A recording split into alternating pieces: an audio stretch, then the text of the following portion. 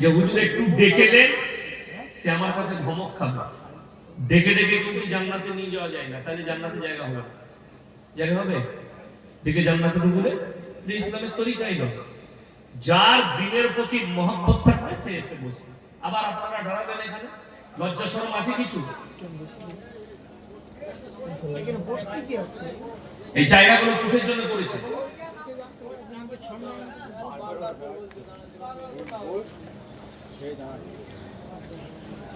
একদম দাঁড়াবেন না এখানে। এটা কোনো ড্যান্সের প্রোগ্রাম না, এটা কোনো ফাংশন যে এখানে দাঁড়াবে? আল্লাহ আল্লাহ রসুলের কথা হবে, বসে শুনতে হয়, মনোযোগ সহকারে শুনতে হয়। নাহলে বাড়িতে যান না, ঘুমটাও ইবাদত। কে বললো আপনাকে দাঁড়িয়ে থাকতে?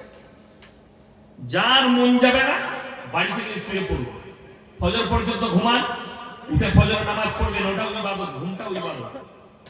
এই জলসা কিন্তু ইবাদত নয়। জলসা ভালো কথা শুনলে আপনি নেকি পাবেন। আল্লাহ আল্লাহ রসুলের কথা আলোচনা করলে সেখানে শুনলে নেকি, সেখানে বসলে নেকি। বাকি এই জলসা করা ফরজ নয়, ওয়াজিব নয়, সুন্নত নয়, ভালো কাজ। আজকে শুনলেন আল্লামা ইকবাল লিখেছেন, ইস ঘর কো আগ লাগি ঘর কি চিরাগ সে। মুসলমান, তোমরা নিজেদের ঘরে নিজের আগুন ধরিয়েছ, অপরকে গালি দিয়ে না। সবাই ইমানদারির সঙ্গে বলুন, কোরআনকে বিশ্বাস করি আমরা। সকলে জোরে বলুন ইনশাআল্লাহ। করেন তো? হ্যাঁ, সবাই একবার ইমানদারির সঙ্গে বলুন, আমরা 5 ওয়াক্তের নামাজি হব। বলুন না ইনশাআল্লাহ। দেখুন, পৃথিবীর সব থেকে দামি মুকাদ্দাস কিতাব হচ্ছে কোরআন মাজিদ। ওর থেকে দামি কিতাব আছে? পৃথিবীতে যত মানুষ কিতাব লিখেছে, মৌলবি, মুহাদ্দিস, মুকাররির, মুফাসসির, ফকিহ, যারা কিতাব লিখেছে, এবং যতগুলো সাহিত্যিক মনীষী কিতাব লিখেছে, কেউ নিজের কিতাবের মধ্যে লিখতে পারেনি আমার কিতাবে কোন রকমের ভুল নেই। কিন্তু আল্লাহ রাব্বুল আলামিন এমন এক মুকাদ্দাস কিতাব পাঠিয়েছেন, যে কিতাবের সূরা বাকারায় লিখলেন, জালিকাল কিতাবু লা রাইবা ফি, আমার এই কোরআনে বিন্দু মাত্র সন্দেহের কোনো অবকাশ নাই। জোরে বলুন সুবহানাল্লাহ। এটা আর কেউ লিখতে পারেনি তার কিতাবে, আল্লাহ লিখেছে। পৃথিবীতে যতগুলো মানুষ আছে, যতগুলো জীব আছে, প্রাণী আছে, সৃষ্টিকুলের সৃষ্টি আছে, কেউ নিজের প্রশংসা করার ক্ষমতা রাখে না, একমাত্র আল্লাহ রাব্বুল আলামিন ছাড়া। কেউ যদি বলে আমার মতো বক্তা নাই, জানবেন সে মূর্খ বক্তা। কেউ যদি বলে আমার মতো আলেম নাই, সে মূর্খ আলেম। কেউ যদি বলে আমার মতো মাস্টার নাই, সে মূর্খ মাস্টার। কেউ যদি বলে আমার মতো ডাক্তার নেই, সে হচ্ছে মূর্খ ডাক্তার। প্রশংসা কেউ নিজের করতে পারবে না। লোকে বলবে এই বক্তাটা ভালো, লোকে বলবে এই ডাক্তার ভালো, লোকে বলবে এই মাস্টার ভালো, লোকে বলবে এই মৌলবি ভালো। এই লোকে তারিফ করতে পারবে, আপনি নিজের না। কিন্তু একমাত্র আল্লাহ তাআলা নিজের প্রশংসা করার যোগ্যতা রাখেন। কোরআন সূরা কাহাফ একবারই শেষ আয়াতের আগের আয়াত আল্লাহ নিজের প্রশংসা করলেন, পৃথিবীর মানুষকে জানালেন যে শোনো, আমি আল্লাহ কতটা পাওয়ারফুল আর মানুষ কতটা আল্লাহর কাছে দুর্বল। কোরআনে আছে, ইন্নাল ইনসানা খুলিকা হালুয়া, আমি মানুষকে অসহায় আর দুর্বল করে সৃষ্টি করেছি। মানুষ কিন্তু সবল নয়, মানুষ সবল। আপনি বলবেন আমি শক্তিশালী, কিন্তু আপনি দুর্বল। আল্লাহ আপনাকে দুর্বল করেছে। যতই আপনি বলুন আমি মরদ, যতই আপনি বলেন আমি শক্তিশালী, আল্লাহ আপনাকে দুর্বল করে সৃষ্টি করেছে। রাজা, বাদশা, নেতা, মন্ত্রী, আমি আপনি সে তিনি, সব দুর্বল আল্লাহর কাছে। আল্লাহ কোরআনে তার দুর্বলতা একটা বলি, পৃথিবীর সব থেকে সুপার পাওয়ার দেশ, তার নাম হচ্ছে আমেরিকা। নাম শুনেছেন না শুনেননি? জানেন? সুপার পাওয়ারের নাম হচ্ছে আমেরিকা। আমেরিকার একটা মারাত্মক দামি শহর আছে যার নাম হচ্ছে ক্যালিফোর্নিয়া। এই ক্যালিফোর্নিয়ায় আমেরিকা সব থেকে বেশি অস্ত্র ইসরায়েলকে দিয়েছে ফিলিস্তিনকে মারার জন্য, গাজাকে মারার জন্য, সব থেকে বেশি।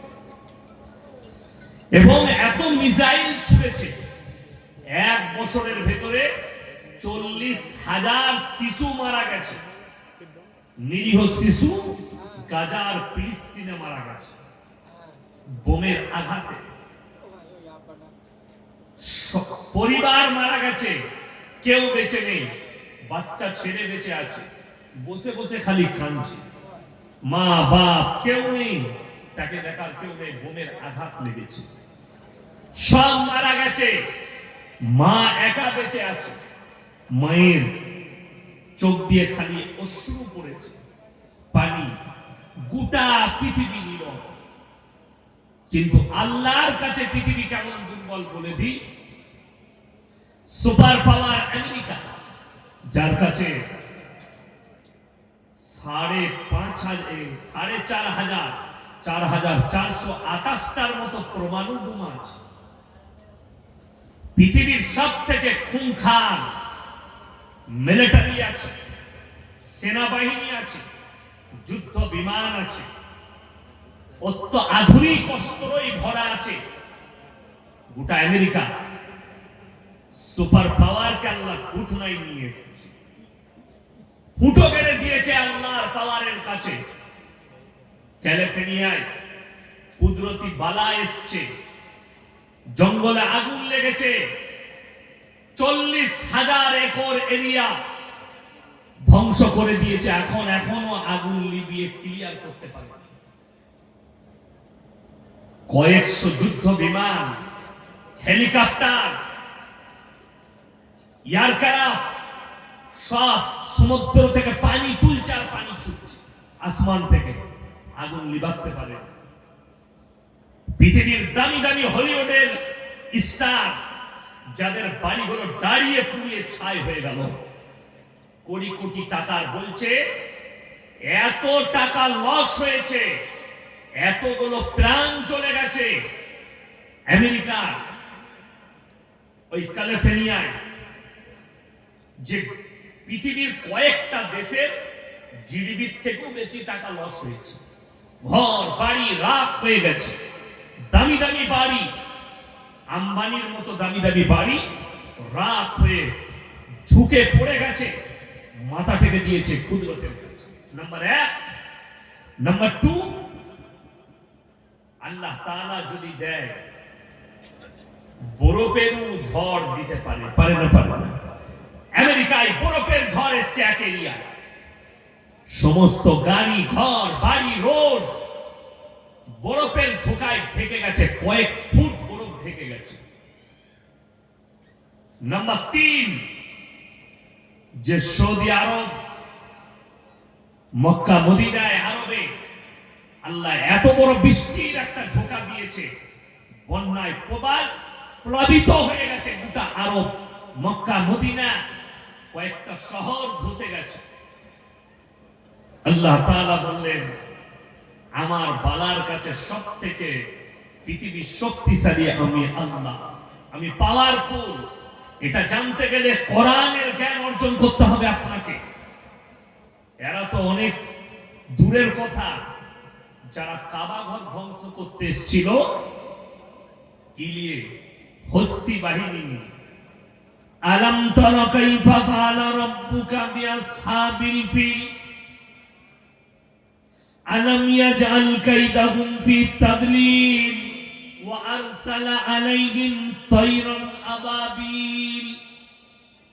হে আমার নবী, আপনি কি দেখেননি যারা হস্তি বাহিনী নিয়ে, আব্রাহা বাদশা, সে বললে কাবা ঘরকে গুড়িয়ে দেওয়া হবে, আমার হস্তি বাহিনীর দ্বারা কাবা ঘর ধূলিসাৎ করে দেব। আমি আল্লাহ রাব্বুল আলামিন তাদের উপরে মিসাইল মারিনি, তাদের উপরে গোলা বারুদ ফেলিনি, আমি খালি একটা পাখি পাঠিয়েছি আবাবিল, আর তাদেরকে হুকুম দিয়েছি মুখে করে পাথর তুলো আর আসমান থেকে তাদের উপরে নিক্ষেপ করো। সেই পাখিরা আসমান থেকে ঠোঁটে করে ছোট ছোট পাথর নিক্ষেপ করেছে। তার রেঞ্জটা আল্লাহ এত পাওয়ারফুল করেছিল, সেই পাখি ঠোঁটের পাথরটা খালি মুখে করে ছেড়েছে, রেঞ্জটা তৈরি করেছেন আমার আল্লাহ। হাতির পিঠে লেগে পেট দিয়ে বেরিয়ে গেছে। একটা হাতিকে মারতে গেলে বাজাপ্তা পুলিশ দিকে যারা জঙ্গল মহলে ফরেস্টে চাকরি করে তাদেরকে ট্রেনিং দেওয়া হয় কোন জন্তুর কোন জায়গায় মারলে তবে জন্তুটা মারা যাবে। হাতি সব জায়গায় শরীরে গুলি খাবে না, গুলি ছিটিয়ে বেরিয়ে যাবে। কোন জায়গায় মারলে হাতিটা মারা যাবে এটা ট্রেনিং দেওয়া হয়। আর আমার আল্লাহ রাব্বুল আলামিন পাখিদিকে ট্রেনিং দেয়নি, খালি হুকুম দিয়েছে আসমান থেকে খালি পাথরটা নিক্ষেপ করে দাও। এত রেঞ্জ বাড়িয়েছে, রওয়ায়েতে আছে কাবা ঘরে পৌঁছানোর আগে আমি আল্লাহ রাব্বুল আলামিন ওই হস্তি বাহিনীকে ধূলিসাৎ করে মাটির সাথে মিশিয়েছি। জোরে একবার বলুন সুবহানাল্লাহ। এটা ছিল আল্লাহর পাওয়ার, আল্লাহ দেখিয়েছে। আমেরিকা দেখলো। আজকে আমি গাড়িতে আস্তে আস্তে দেখছিলাম আর মনে মনে ভাবলাম আল্লাহ কত শক্তিশালী। একটা মানুষ তার কুকুরটা মারা গেছে, কুকুর জ্বলে গেছে, তার লেগে হাউ হাউ করে কাঁদছে। তুমি একটা কুকুরের লেগে কাঁদছো, ভেবে দেখো ফিলিস্তিনে যে শিশু তার মা বাপ মারা গেছে, 5 বছরের শিশু, তার কেউ নেই, তার চোখের পানিটা মনে পড়ে না তোমাদের? যে আমেরিকা অস্ত্র দিয়েছে, ভেবে দেখুন আল্লাহ কত বড় কুদরতওয়ালা। একজনের বিড়াল আগুনে জ্বলছে বিল্ডিং, সে তার বিড়ালটাকে বাঁচাবার জন্য ছুটছে। তাহলে ভেবে দেখুন যে মায়ের কোল খালি হয়েছে, চোখের সামনে ফিলিস্তিন গাজায় যে শিশুগুলো মারা গেছে মায়ের কোল থেকে, তাদের চোখের পানিটা কি? যে মা বোমের তারা বাচ্চার পা দুটো চলে গেছে, কোলে করে নিয়ে পাহীন বাচ্চাকে নিয়ে ছুটছে হসপিটালের দিকে, সেই মায়ের চোখের পানিটা একবার মনে করো। এই তো আল্লাহর কুদরতি বালা শুরু হয়েছে, এখন অনেক বাকি আছে।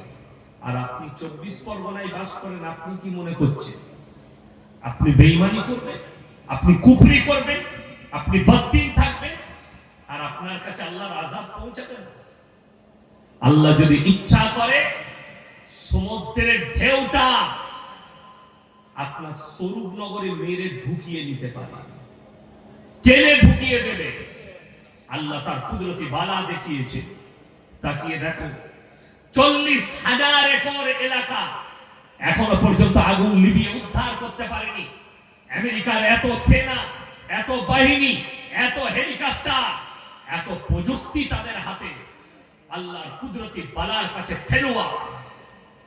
এইখানে পৃথিবীর মানুষকে মাথা নত করা দরকার। আল্লাহ ফেরাউনের মতো হারামখোর বাদশাকে আল্লাহ সিজদায় ফেলিয়েছে। তোমরা তো অনেক চানাপুটি, তোমরা কি করো? ওই জন্য সবাই আল্লাহকে মনে রাখবেন। যদি বলুন ইনশাআল্লাহ। আল্লাহ কেমন শক্তিশালী, আল্লাহ কেমন পাওয়ারফুল। আল্লাহ কোরআনে বললেন আমার প্রশংসা আমি নিজে করছি, তোমরা শোনো। হে নবী, পৃথিবীর মানুষকে বলে দাও আমি আল্লাহ নিজে আমার প্রশংসা করছি।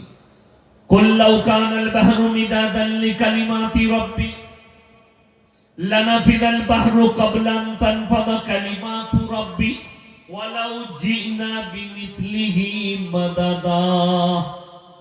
হে আমার নবী, পৃথিবীর মানুষকে বলো গোটা পৃথিবীর যতগুলো সমুদ্র আছে, যত পানি আছে, সব যদি আমি আল্লাহ কালি করে দিই, আর পৃথিবীর মানুষ এই 700 কোটি মানুষ আল্লাহর প্রশংসা লিখতে যদি শুরু করে, সব পানি শেষ হবে, আবার আমি অতটাই দেব, ওটাও শেষ হবে।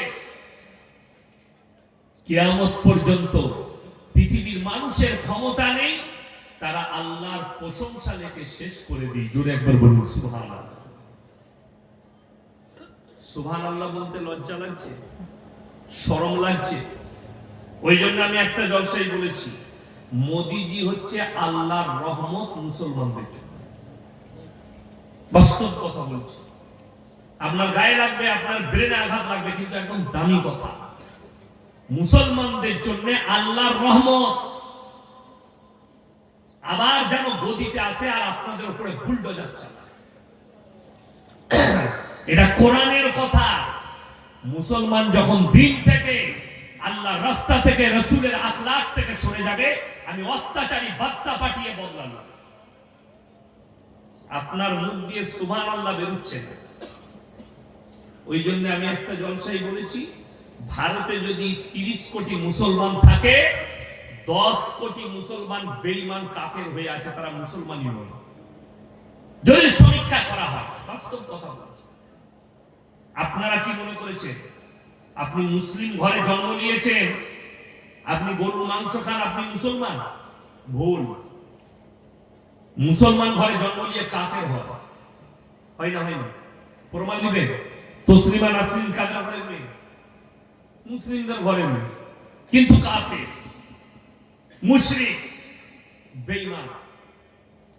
জাস্টিস ইনায়েতুল্লাহ মুসলমান ঘরে জন্ম নিয়েছে, কাফের, নাস্তিক। আপনার কলকাতায় বাস করছে নাজিয়া ইলাই খান, হারামের আউলাদ, মুসলিমদের ঘরে জন্ম নিয়েছে, বা মুসলমান বলছে, জন্ম দিয়েছে তাকে, কিন্তু কাফের, তাকে মুসলমানই বলা যাবে না। রুবিকা লিয়াকাত একজন চ্যানেলের অ্যাঙ্কার, রিপোর্টার, সে নিজেকে মুসলমান বলছে, তাকে মুসলমান বললেও গুনাহ হবে, অথচ নাম রেখেছে মুসলিম। আব্দুর রহমান নাম রাখলে কখনো জান্নাতি হয়? আব্দুস সাত্তার নাম রাখলে কখনো জান্নাতি হয়? আপনারা ভেবেছেন গরুর মাংস খাই, মুসলিম ঘরে জন্ম নিয়েছি মানে আমার জান্নাত রেডি,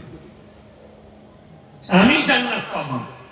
কিন্তু নামাজ পড়বো না, রোজা রাখবো না, মদ খাবো, গাঁজা খাবো, যত রকমের পাপ আছে করবো, আল্লাহ রাসূলের নাম করবো। ওই জন্য আমাদের সমাজে যদি সমীক্ষা করা হয়, আপনার এই পুরো থানায় যদি সমীক্ষা করি, 100 জনের মধ্যে 80টা বেনামাজি আছে। ঠিক বললাম না?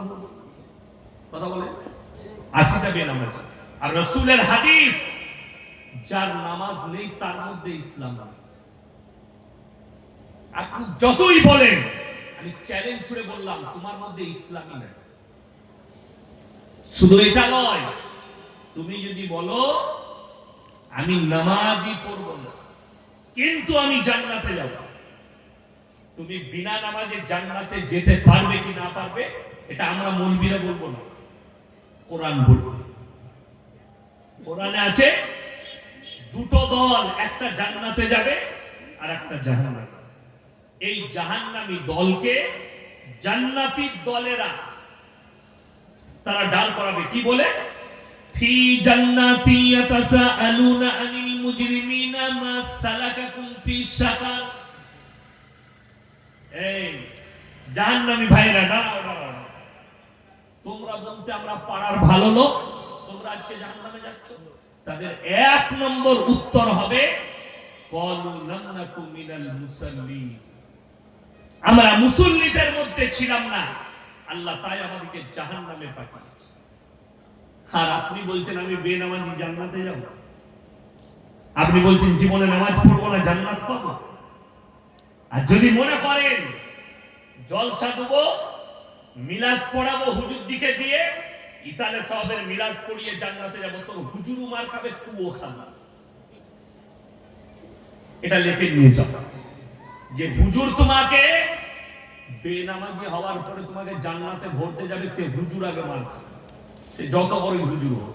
আর বাপের বেটা থাকলে স্টেজে ডেকে নিয়েছে দিয়ে তাকে বলো কলম করে কোরআনের এই আয়াতটা কেটে দিয়ে, যেখানে আল্লাহ তাআলা বললেন যে শোনো, তারা উত্তর দেবে ক্বালু লাম নাকু মিনাল মুসাল্লিন, আমরা মুসল্লিদের মধ্যে ছিলাম না, ওয়ালাম নাকু নুতিমুল মিসকিন, আর মিসকিনকে খানা খাওয়াইতাম না, তাই আল্লাহ জাহান্নামে পাঠিয়েছে। ইমানদারির সঙ্গে বলুন, আপনারা বললেন হাত তুলে আমরা কোরআনকে বিশ্বাস করি। কোন ব্যক্তি যদি কোরআন বিরোধী কাজ করে, সে আর ইমানদার থাকবে? কথা বলে না এরা, থাকবে না। বললে আচ্ছা সুদ হারাম না হালাল? কথা বলে না, হারাম। তাহলে আশা করি আপনাদের এখানে কোনো সুদখোর নাই, এরপরে আর কথা বলবেন না, আমি তো জানি। অথচ মুসলিমদের মধ্যে সুদখোর আছে না? কথা বলে, কোরআনে আছে ওয়াহাল্লাল্লাহুল বাইয়া ওয়া হারামার রিবা, সুদকে হারাম করেছি, ব্যবসাকে হালাল করেছি। এরপর কি হলো এখানে? কি হলো এখানে? কি হয়েছে জিজ্ঞেস করুন।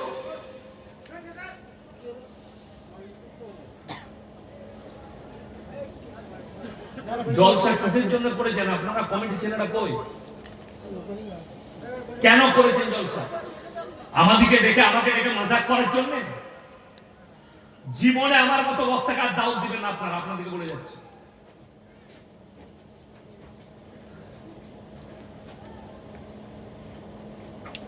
মজাক বানানোর জন্য করেছেন।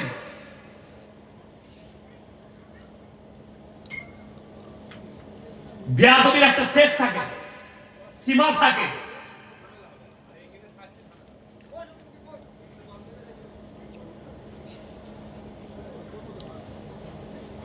তা মাজমা করছে, এত বেয়াদব আমি কোথাও দেখিনি।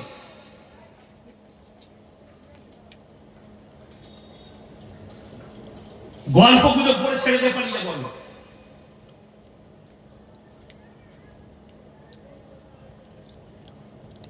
আমার মাথায় ঢুকে গেল এই স্বরূপনগরের জীবনে দাও দেবো না, আজ কি শেষ তোমাদের জলসা।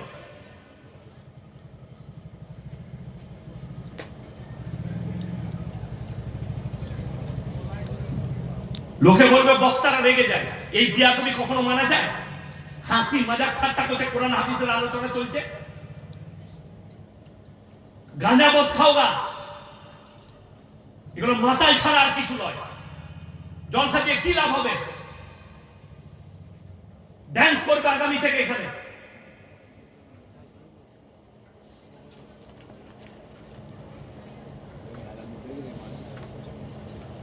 বিয়াদবির একটা সীমা থাকা, ইয়ার কি মারা পেয়েছে। অন্য বক্তাকে ডেকে মজাক করবেন। আমি গল্প গুজব করা বক্তা নয়, আর সময় নষ্ট করা যে দৌড় পড়ে পড়ে রাত কাটাবো আর গজল পড়ে রাত কাটাবো।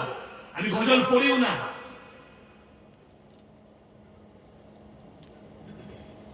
বসবে না, ঘর যেতে বলেছি তো, আমি ঘরে বসে না। মেলা বসাইছে, মেলাতে যাও, ওইখানে মজাক করো।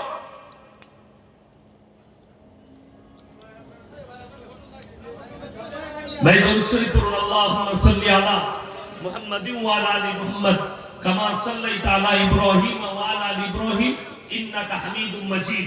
আল্লাহুম্মা বারিক আলা মুহাম্মাদিন ওয়া আলা আলি মুহাম্মাদ কামা বারাকতা আলা ইব্রাহিম ওয়া আলা আলি ইব্রাহিম ইন্নাকা হামিদুম মাজিদ। কোরআনে আছে সুদ তোমাদের জন্য হারাম। এরপরে এটা জানার পরে যে ব্যক্তি সুদ খেলো সে আল্লাহর সঙ্গে যুদ্ধ ঘোষণা করলো। করলো না? করলো না? করলো। রাসূলের হাদিস, কোন ব্যক্তি যদি 1 টাকা সুদ খায়, নিজের মায়ের সঙ্গে সর্বনিম্ন পাপ 36 বার জিনা করার সমান পাপ হবে। জোরে বলুন নাউজুবিল্লাহ। যারা সুদ খায়, সুদখোর আছে, তাদেরকে বলছে আপনি চিন্তাধারা নেই। আমার কিন্তু চাকরি যাবার ভয় নাই, আমি ওই জন্য কোথাও মাপ কাঠি করে কথা বলি না। আর আমাকে বলে দিবে কমিটি ছেলে হুজুর এই বায়ান করবেন না, আমি মানি। আমি আমার বক্তব্য দেবো, সুদ গাঁজা মদ সমাজ পরিবর্তনের দরকার আছে। গল্প গুজব অনেক শুনেছে, আজকে এই গল্প গুজব করার কারণে স্টেজগুলো আজকে আমাদের কওমের পরিবর্তন হয়নি। জলসা দেয়, বক্তা আছে, গল্প গুজব করে, মজাক করে, চলে যায়। জলসা হয়ে গেল, হুজুরের গলা ভালো ছিল, ফায়দা কি পেল? কিচ্ছু পাল, খালি বিরিয়ানি খাওয়া হচ্ছে। এই জায়গাটা শেষ করুন, আর কোরআন হাদিসের আলোচনা চলুন, যেটার দ্বারা সমাজ পরিবর্তন হবে। আজকে এইটার কারণেই আল্লামা ইকবাল বলেছেন, ইস ঘর কো আগ লাগি ঘর কি চিরাগ। আমি আপনাদের এখানে প্রমাণ দেবো, মদ খাওয়া হারাম না হালাল? কথা বলে হারাম। মুসলমান মদ খায় না খায় না? খায়। মুসলমান মদ খায়। আমি আপনাদেরকে আপনাদের স্বরূপনগর থানায় দেখিয়ে দিব, অনেক মুসলমান মদ বিক্রি করে। তাহলে যে মুসলমান মদ পান করছে, এই মুসলমান জেনে শুনে হারাম কাজ করছে, করছে না? জেনে শুনে পাপ করছে, জানে হারাম, তারপরেও সেই কাজ করছে, সেই খাচ্ছে। তাহলে আল্লাহর সঙ্গে যুদ্ধ ঘোষণা করলো। তারপরেও এই লোকটা মদ খেয়ে, জেনে শুনে মদ খেয়ে খেয়ে নিজের জীবনটা শেষ করে মারা গেল। মদের ভাটিটা মারা গেল, মদের বোতল টেনে বাড়িতে মারা গেল। এই লোকটাকে আপনি কোন হিসাবে বলছেন যে একে দোয়া করে জান্নাতে পাঠাতে হবে? এ তো চিরজীবন আল্লাহ বিরোধী। এ তো মৃত্যুকাল পর্যন্ত আল্লাহর সঙ্গে যুদ্ধ করে গেছে। আল্লাহ হারাম করেছে কিন্তু এই হালাল করে খাচ্ছে, অথচ সে নিজেকে মুসলমান বলে দাবি করছে। আপনারা বলুন, দাড়ি রাখা হারাম না দাড়ি কাটা হারাম? কথা বলেন। দাড়ি কাটা হারাম। আমি আপনাদের এই গ্রামে দেখিয়ে দেবো, 100টার মধ্যে 80টা দাড়ি চাচা লোক, বেশি হবে তাও কম নয়, ঠিক কিনা? সমস্যা কোথায়? কোন ছেলে যদি 5 ওয়াক্তের কোন যুবক নামাজ পড়ে, মুখেতে দাড়ি রাখে, এখন তার বিয়ে ঠিক হলে আমাদের ভদ্র মহিলারা বলছে, স্মার্ট মেয়েরা বলছে, এই ওই ছেলেটা পাগল, ওকে বিয়ে করব। খেপা দাড়ি রেখেছে, নামাজ পড়ে মানে খেপা। কাকে বিয়ে করবে ও? শুয়োরের মতো চুল কাটতে হবে, গাঁজা মদ খেতে হবে, হাতে চেন থাকবে, গলায় মাস্তানের মতো চেন থাকবে, কান ফুটো করে একটা বালি পড়বে, বলে এই ছেলেটা স্মার্ট। অথচ বুখারী শরীফের রিওয়ায়েতে আছে, যে পুরুষ, যে ছেলে নারীর মতো রূপ ধারণ করবে, হাতে বালা পড়বে, হাতে চেন পড়বে, কানে ফুটো করবে, মেয়েদের মতো চালচলন করবে, কিয়ামতের দিনে আল্লাহ বলবেন, তুমি রূপ পরিবর্তন করে দেখাও। তারা বলবে আমরা ব্যর্থ, আল্লাহ তাদেরকে জাহান্নামের রাস্তা অতিক্রম করাবে। আপনি কি করে দিন বুঝলেন? তার কারণ একটাই, সকল মুসলমান জানে, এটা মুখে মুখে জানে, আমলে নয়। মুসলমান আমল কোনগুলো করে জানে? যেগুলো ইসলামী শরীয়তে গুরুত্ব নয়, তার আমলটা বেশি। যেগুলো ফরজ, যেগুলোর গুরুত্ব আছে, ফরজ ওয়াজিব, এগুলো আমল করে। এইটা হচ্ছে মুসলমানের সমস্যা। শবে বরাত আসছে, নফল নামাজ নিয়ে মারামারি করবে, ঠিক কিনা? অথচ হারাম করে ফরজ নামাজ পড়ে। ঠিক বললাম না ভুল বললাম? এক ওয়াক্তের নামাজ পড়ে না, এই শবে বরাতের রাত্রে জেগে 75 রাকাত নামাজ পড়বে। আচ্ছা বলুন তো, একটা স্কুলের ছেলে কোনো পরীক্ষা দেয়নি, শুধুমাত্র মৌখিক পরীক্ষা দিয়েছে, সে পাস করবে না ফেল করবে? ফেল করবে। তার কারণ সে লিখিত পরীক্ষা দেয়নি, খালি মৌখিক দিয়েছে। আপনার জীবনে একটা ফরজ ইবাদত নাই, আছে কি? শুধুমাত্র শবে বরাতের নামাজ। জান্নাত যাবে না যাবে না? সে মাল আটকাবে না আটকাবে না? আটকিয়ে যাবে। তুমি নফলের গুরুত্ব বুঝলে, ফরজের গুরুত্ব বুঝলে। শুধু তাই নয়, আজকে মুসলমানের কাছে কমি হচ্ছে। প্রত্যেকটা মুসলমান জানে, মুসলমানের জন্য দ্বীনি শিক্ষা অর্জন করা কি বাবা?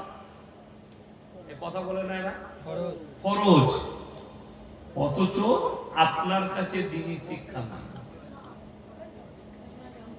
90টা মুসলমানের কাছে দ্বীনি শিক্ষা নাই, আর যার কারণে আপনার হারাম হালাল বিচার করার, চুজ করার ক্ষমতা নাই। কোনটা হারাম কোনটা হালাল সমাজে, এটা বিচার করার ক্ষমতা আপনার কাছে নেই। যার কারণে বেঈমান কাফেররা কামিয়াবি লাভ করছে, আমরা নাকাম। আপনার সম্পর্ক আলেম থেকে বিচ্ছিন্ন, কোরআন থেকে বিচ্ছিন্ন, রাসূলের আদর্শ থেকে বিচ্ছিন্ন। একটা মোবাইলের দাম 15,000, ধার দেনা করেও বিবিকে একটা মোবাইল কিনে দিয়েছে, সন্তানকে একটা বন্ধন লোন নিয়ে, গ্রুপ লোন নিয়ে মোবাইল কিনে দিয়েছে, কিন্তু 500 টাকা দামি একটা বাংলা মানে কোরআন বিটিকে কিনে দিতে পারবে। আপনি বলছেন আমার বাড়িতে বরকত চাই, বরকত নেবেন কিসে? নামাজ পড়বো না, রোজা রাখবো না, কোরআনের তেলাওয়াত করবো না, হুজুরের তাবিজে বরকত নেব। এক শ্রেণীর মানুষ আমাদের হুজুরের পেছনে ছুটে বেড়াচ্ছে। আমি 24 পরগনায় দেখেছি, এই উত্তর 24 পরগনা, আমি জায়গার নাম বলবো। আমি স্টেজে যাব, তার আগে বলছে দাঁড়ান 10 মিনিট লেট হবে। কেন? আমার আগে যিনি হুজুর বয়ান করছিলেন বলে উনি স্টেজে তাবিজ বিক্রি করছে। এই উত্তর 24, আমি জায়গার নাম বলবো আর হুজুরের নাম বলবো না। সে তাবিজ বিক্রি করছে আল্লাহর কসম স্টেজে, আর মানুষ কিনছে। এই তাবিজটা ছেলে হবে 501 টাকা দাম, এই তাবিজটাই ক্যান্সার ভালো হবে 2101 টাকা দাম। এইভাবে তাবিজ গুলো স্টেজে বিক্রি করছে। তেনার বিক্রি হয়ে গেল, আমি গেলাম, আমি বললাম বরকতের তাবিজ কে কে নিয়েছে? হাত তুলল। আমি বললাম বাবা তোমার ক টাকা ইনকাম? হুজুর মাসে আমি 30,000 ইনকাম করি। আলহামদুলিল্লাহ, 30,000 ইনকামটাই কম পড়েছে, তাই বরকতের তাবিজ। আমি বললাম তোমার ইমামের বেতন কত? 6,000। ইমাম সাহেবের বেতন 6,000। আমি বললাম তাবিজে যদি তোমার বরকত হবে, তাহলে এরকম বুকা হুজুর কেউ আছে যে লোককে বড় লোক করে নিজে গরিব থাকবে? কথা বলে না? আমার মাদ্রাসায় আমার 11,000 টাকা বেতন, আমার আব্বার মাদ্রাসা। তো আমাকে যদি আপনাদের গ্রামের কেউ বলে হুজুর যখন বর্ধমান থেকে এসেছেন একটা বরকতের তাবিজ দিয়ে যান, তোমার ইনকাম কত বাবা? বলে মাসে 50,000। তাহলে তাবিজটা ওকে আগে লাগবে না আমাকে লাগবে না? আমাকে লাগবে। কিন্তু 50,000 টাকা ইনকাম করে আমার 11,000 ইনকাম। এই জিনিসটা বুঝতে আপনি পারেননি, তার কারণ হচ্ছে আপনার কাছে দিন নেই, আপনার কাছে দিনী শিক্ষা নেই, আপনার কাছে আপনার বাড়িতে কোরআন হাদিসের চর্চা নেই। তা না হলে রাসূল সাল্লাল্লাহু আলাইহি সাল্লামের হাদিস আপনি যদি আমল করতেন, আর মুসলমান যদি আমল করে, ধন সম্পদ বড় জিনিস নয়। আল্লাহর হাবিব সাল্লাল্লাহু আলাইহি সাল্লাম দুটো হাদিস বর্ণনা করলেন। নাম্বার 1, যারা আল্লাহর রাস্তায় দ্বীনের পথে থাকবে, আমি আল্লাহ মৃত্যুকাল পর্যন্ত তাদেরকে ইজ্জতের রুজি দান করব। নাম্বার 2, যারা 5 ওয়াক্তের নামাজি হবে, মৃত্যুকাল পর্যন্ত তাদের রুজিতে কোনোদিন আল্লাহ কমি দিবেন না। জোরে বলুন সুবহানাল্লাহ। আমাদের সমাজের লোক মসজিদে দোয়া কি করে? ওই দেখছিলাম বাংলাদেশের এক চাচা লটারির টিকিট কেটে মসজিদের ভেতরে দোয়া করছে, আল্লাহ গো 1 ঘর কেটেছি, তুমি 1 কোটি ফেলি দিও, জীবন আর তোমার ঘর থেকে বেরোবো না। এই দোয়াটা করাটাই তো হারাম। কেন? হারাম জিনিস দিয়ে আল্লাহর কাছে পবিত্র আল্লাহর কাছে সে চাইছে, অথচ জিনিসটা হচ্ছে হারাম জিনিস। এ নিজেই জানে না। কেন? সেই চাচার জ্ঞান নেই যে লটারি কাটাটাই হারাম, তাইলে এর সম্পর্কে আল্লাহর কাছে চাইবো কি? যারা সম্পদের দোয়া চায় তাদের থেকে বড় মূর্খ পৃথিবীতে কেউ নেই। আল্লাহর কাছে দোয়া যেটা চাইবেন, মুমিনের উচিত, মুমিন এবং মুমিনা নারী পুরুষের উচিত আল্লাহর কাছে দোয়া করবে নামাজের পাটিতে, আল্লাহ তুমি আমাকে মৃত্যুকাল পর্যন্ত ইজ্জতের এবং হালাল রুজি দান করো। টাকা থাকতে পারে, রুজির মালিক সকলে বলুন কে? আল্লাহ। টাকা থাকলেই খেতে পাওয়া যায়, রং কথা। টাকা থাকলেই রুজি পাওয়া যায়, রং কথা, ভুল কথা। কোটি টাকার মালিক আপনাকে দেখিয়ে দেবো কলকাতায় খেতে পাই না, ডাক্তারের নিষেধ করে দিয়েছে কিচ্ছু খাবি না। কি খাবি বলে? খালি বিনা চিনি চা খাবো। 600 বয়কার সুগার, কি খাবে সে? কিছুই খেতে পাবে না, ডাক্তারের নিষেধ। ক্যান্সার হয়েছে, খালি জুস খেতে পাবে, লিভার ক্যান্সার, হজম হচ্ছে, খালি লিকুইড খেয়ে যাবে। কোটি টাকার মালিক গলায় ফুটো করে মেশিন দিয়ে খাবার যাচ্ছে। রুজির মালিক আল্লাহ। আপনি মাঠে চাষ করেন, বিবির সঙ্গে এক দস্তরখানে বসে খানা খাচ্ছেন, আল্লাহ শুকর আদায় করুন। কলকাতায় কোটি টাকার মালিক রাত 2টায় ঘর ঢুকে মদ খেয়ে বারমুন্ডা পরে বউ শুয়ে আছে কুকুরের সাথে, আর সে বারমুন্ডা পরে সই কোথায়? সোফায়, বিবির পাশে শুতেও পাই না। আর আপনি চাষিবাসী লোক, সন্ধ্যাবেলায় সবজি বেচে এসে স্বরূপনগর থেকে একটু আলু বেচে এসে রেশা নামাজ মসজিদে পড়তে পেরেছেন, আর বিবির দস্তরখানে বসে ডাল আলু দিয়ে ভাত খেয়েছেন, আর বিবির গলায় হাত রেখে ফজর পর্যন্ত ঘুমাচ্ছেন, সিজদায় পড়ে কাঁদবেন, আল্লাহ আমার থেকে দামি সুখী আর পৃথিবীতে কেউ নেই। এইটা হচ্ছে সুখ, আর এইটা হচ্ছে হালাল রুজি। টাকা থাকলে ভালো মন্দ খায়। কলকাতায় গিয়ে প্রেসিডেন্ট জেলে একবার পার্থবাবুকে জিজ্ঞেস করে আসুন, স্যার টাকায় কত সুখ? উনি বলে দেবেন উনার গার্লফ্রেন্ডের ঘর থেকে 250 কোটি টাকা বেরিয়েছে, পুরা রুটি আর ডাল খেতে হচ্ছে জেলের পুটলিতে বসে। তার নাম আল্লাহ। রুজি আল্লাহ মাপেন। ওই জন্য কোরআনে আল্লাহ সাবধান বাণী দিয়েছে যে শোনো, তোমরা ঘটনা শুনে নাও, আমি আল্লাহ যাকে রুজি দেব পৃথিবীর কেউ তাকে আটকাতে পারবে না। কোরআন সূরা মারইয়াম, ওয়াজকুর ফিল কিতাবি মারইয়াম ইদিন তাবানাত মিন আহলিহা মাকানান শারকিয়া। মরিয়ম যখন নিজেকে নিজের পরিবারের কাছ থেকে পূর্ব দিকে এক স্থানে নিজেকে বন্দী করে নিল।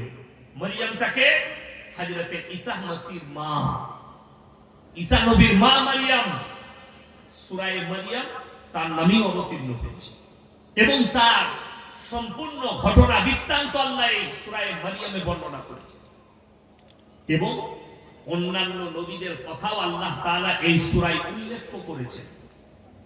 হযরতে মারইয়াম ঘরের মধ্যে বন্দী, খাবার দাবার কি করে আসবে? তার কাছে আল্লাহ জান্নাত থেকে খাবার পাঠিয়েছেন। জোরে বলুন সুবহানাল্লাহ।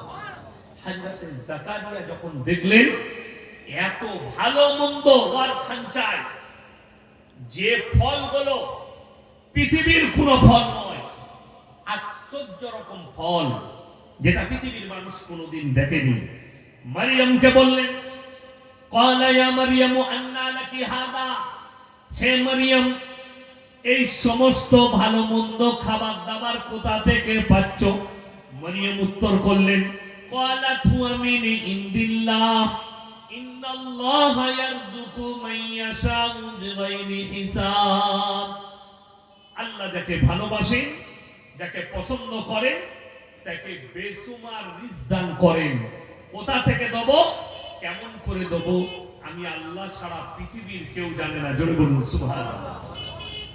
আমি আল্লাহ জানি কাকে কোথা থেকে দেব, কেমন করে দেব, আমি আল্লাহ ছাড়া পৃথিবীর কেউ জানে না। তা না হলে শুনেলেন, রুজির মালিক আল্লাহ। মারাত্মক দুটো দলিল। নাম্বার 1, এই বছরের ভেতরে আল্লাহ তাআলা 2024 সালে দুটো জালিম বাদশাকে, তানাশাহীকে আল্লাহ রাঁধা ভাত খেতে দেয়নি। রুজির মালিক আল্লাহ সেরকম। নাম্বার 1, বাংলাদেশের হাসিনা সরকার, রাজহাঁসের মাংস রান্না হয়েছে তার কিচেনে, পাতি হাঁসের মাংস রান্না হয়েছে, পমফ্রেট মাছ, ইলিশ, ভর্তা, বিভিন্ন রকম আইটেম, চাটনি, পাঁপড় তার কিচেনে রান্না হয়ে রেডি। সেনাপ্রধান বললে, দেশের মানুষ আপনাকে হত্যা করে দিবে, আপনাকে 45 মিনিট সময় দিলাম, যা কিছু নিবার 45 মিনিটের মধ্যে নিয়ে দেশ ছাড়তে হবে আপনাকে। 45 মিনিটের ভেতরে আর রান্না ভাত খেতে পাইনি, যা পেরেছে গুটিয়ে অ্যাটার্চিতে ভরে পালাতে হয়েছে। তার নাম আল্লাহ। তোমার সামনে খাবার থাকবে, আমি আল্লাহ তোমাকে খেতে দেবো না, হয় মৃত্যু, তা না হয় তোমাকে যে কোনো জায়গায় নিয়ে গিয়ে ভরে দেবে। নাম্বার 1, 2024 সাল শেষ হবার আগে ডিসেম্বরে বাশার আল আসাদ, সিরিয়ার যে রাজা, প্রেসিডেন্ট, 54 বছর রাজত্ব করেছে। বাপ আর বেটা বেটা করেছে 25 বছর, বাপ করেছে 29 বছর। যে মসজিদেতে, দামেস্কের মসজিদে, যেখানে ইমাম মেহদি ইমামতি করবেন আর আসরের নামাজে আল্লাহ তাআলা হযরতে ঈসা মসিহকে নামাবেন, জোরে বলুন সুবহানাল্লাহ। তখন দাজ্জালের অভিভাব চলবে। ওই মসজিদে ঈসা মসিহকে আল্লাহ তাআলা দুনিয়ার বুকে প্রেরণ করবেন, নামাবেন আসরের নামাজ। রিওয়ায়েতে আছে ওই মসজিদে 27 বছর নামাজ হতে দেয়নি বাশার আল আসাদ সরকার। সেই দিনে আজান হয়েছে, রাঁধা ভাত খেতে দেয়নি। 450 কোটি টাকার গাড়ি, কয়েক লক্ষ কোটি টাকার সম্পত্তি ছেড়ে দিয়ে দেশ ছেড়ে পালাতে হয়েছে, আল্লাহ রাঁধা ভাতটাও খেতে দেয়। তার নাম আল্লাহ। আপনার কাছে সম্পদ আছে, মাল আছে, আপনাকে ভাবতে হবে আল্লাহ তুমি আমাকে রুজি দান করো। রুজির মালিক আল্লাহ। আপনি চাইলেও পাবেন না, আপনি চাইলেও খেতে পাবেন না। আল্লাহ খেতে আপনাকে দিবেন, যদি আল্লাহ চাই তবে খেতে পাবেন, তা না হলে পাবেন না।